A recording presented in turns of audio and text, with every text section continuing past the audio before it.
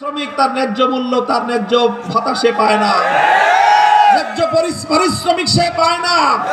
শিল্পপতিরা 90 ভাগ মুনাফা খায়, 10 ভাগের টাকা দিয়ে শ্রমিকদেরকে তাদের মজুরি পরিশোধ করা হয়। এইভাবে প্রত্যেকটা সেক্টরে গরিবরা ফাঁকি দেয় না, বড় লোকরা ফাঁকি দেয়। আর এই সকল গরিবদের টাকা দিয়ে রাষ্ট্র এবং সরকারের কোষাগার জমা হয়। এরপরে সেই কোষাগারের টাকা দিয়ে কি হয়?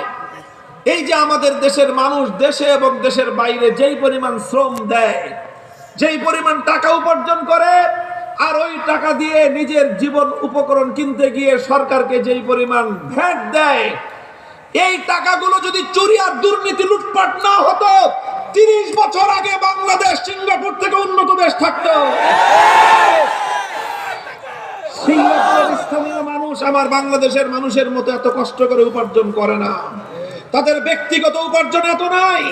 বাংলাদেশের মানুষ যেই পরিমাণ উপার্জন করে, আমার দেশের উন্নয়ন হয় না। কারণ একটাই, কারণ আমরা সকলে হাজার হাজার লক্ষ লক্ষ মানুষ ওই যে শতকরা 15 টাকা দিয়ে সরকারের কোষাগার ভরি, আমরা এদিক দিয়ে দেই, আমরা থলের মধ্যে ঢালতে থাকি।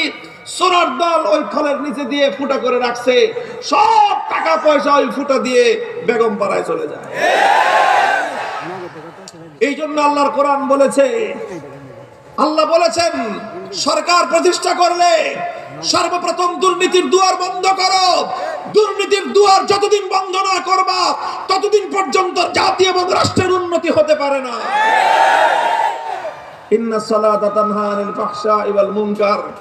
মুহতারাম হাজিরিন, এই জন্য আমি বললাম, আল্লাহ বলেছেন ইমানদারদেরকে ক্ষমতা দিলে তাদের সর্বপ্রথম কাজ হবে নামাজ কায়েম করা, তাদের 2 নম্বর কাজ হবে যাকাত বাস্তবায়ন করা।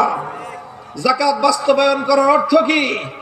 যাকাত বাস্তবায়ন করার অর্থ হলো যাকাত ভিত্তিক অর্থনীতি সমাজের মধ্যে, যাকাত ভিত্তিক অর্থ ব্যবস্থা সমাজ